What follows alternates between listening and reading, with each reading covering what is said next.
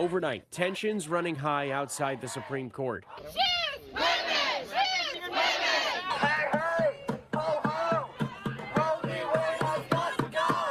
Barricades erected and protesters gathering, all in response to a new report saying the conservative-leaning court is ready to overturn Roe v. Wade, the landmark ruling that legalized abortion. It would dramatically upend abortion rights in the United States, really over the last 50 years since Roe v. Wade. The website Politico reports it obtained documents from a person familiar with the court's proceedings.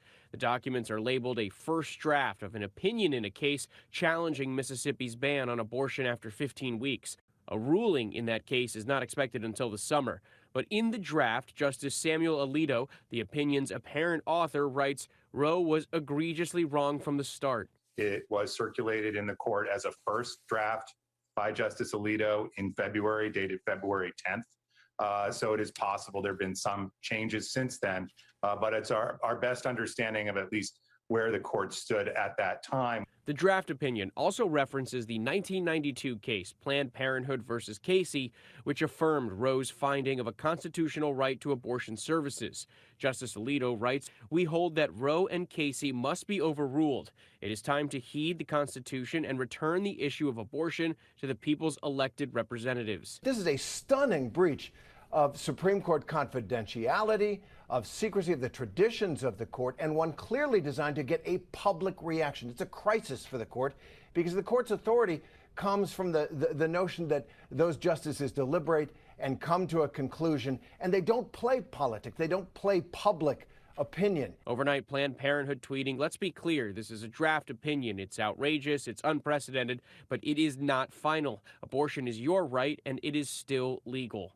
And Senate Majority Leader Chuck Schumer and House Speaker Nancy Pelosi issuing a joint statement referencing justices like Brett Kavanaugh and Neil Gorsuch, who have said Roe is settled law, writing the conservative justices have lied to the U.S. Senate, ripped up the Constitution, and defiled both precedent and the Supreme Court's reputation, all at the expense of tens of millions of women who could soon be stripped of their bodily autonomy and the constitutional rights they've relied on for half a century. But the anti-abortion rights group Susan B. Anthony list, writing, "If the draft opinion made public tonight is the final opinion of the court, we wholeheartedly applaud the decision." If Roe versus Wade is overturned, it doesn't mean that abortion will be illegal in the United States, but it does mean that states individually could decide their own abortion policies. And we've seen dozens of states already preparing for this moment, passing restrictive abortion measures, bans, in anticipation that the court will go this far and give them the green light.